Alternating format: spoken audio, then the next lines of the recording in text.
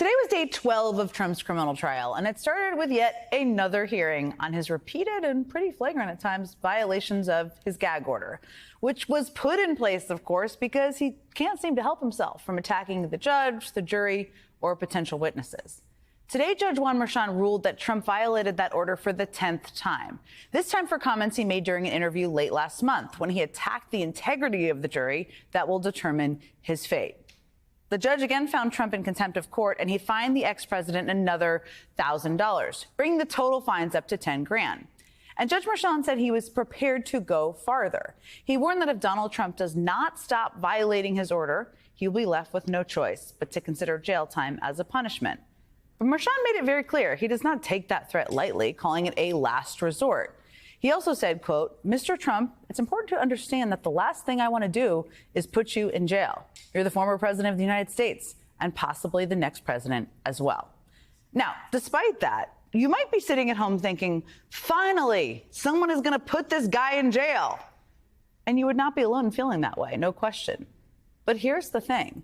It may also be exactly what Trump wants. Remember, his whole message is that he is the victim. He is aggrieved. He is the victim of a two-tiered system of justice.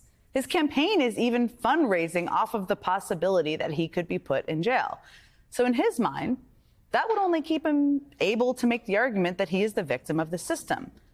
But for all of Trump's whining about a so-called rigged system against him, it's worth remembering that if he was any other criminal defendant who willfully violated an order from the judge 10 times, he would almost certainly be sitting in a cell on Rikers Island already. He's not. After that hearing, we heard testimony from a man named Jeff McConney.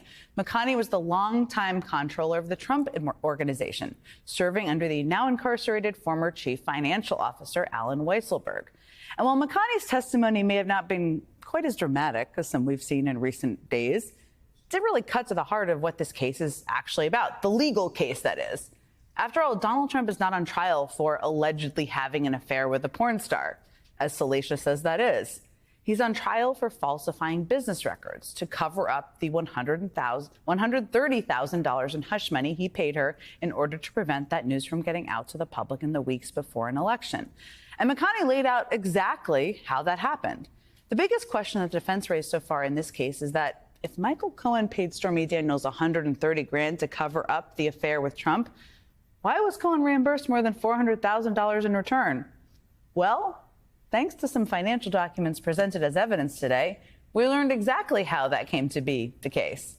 And a quick word of advice to all of you would-be felons out there. First of all, hopefully you're not watching if you're a would-be felon. But if you are, if you're planning on taking part in a criminal conspiracy, I would definitely suggest not taking handwritten notes outlining the entire plan. But that seems to be exactly what happened here. First up is this document, a bank statement for the $130,000 payment, which was helpfully annotated by Allen Weisselberg, a man who is clearly not a mastermind since he is sitting in jail as we speak. According to the notes, another $50,000 was added on top for repayments to a company for tech services. And then that total was grossed up, a practice in which the Trump org apparently overpaid Cohen to cover his tax liabilities here. Another $60,000 was added on top as a bonus, apparently for a job well done for facilitating these payments. And that brings us to $420,000, which was then repaid to Michael Cohen in installments of $35,000 over the course of a year. Reimbursements that on paper claim to be a legal retainer. Good job buying a negative story that may have hurt me in the election. Good job for paying your retainer for that. For good measure, we also have this separate document, this time apparently written by McConney himself, in which he does the same math on the official Trump letterhead, Sometimes, it seems oftentimes these days, you simply can't make this stuff up. We also have a number of email chains showing that most of those reimbursement checks for Cohen were sent directly to the White House so that Trump could sign them personally. And all of this we learned before lunch today. Just before lunch. After the break, we heard from a woman named Deborah Tarasoff, who worked in the accounting department under McConney and Weisselberg. She was the one who actually labeled those checks as legal expenses. And that was all just one day of testimony. There's still a lot more to come in this case, which prosecutors now say that is halfway finished, at least for their part. And with Michael Cohen and Stormy Daniels still yet to testify, it's going to be a pretty interesting couple of weeks, to say the least.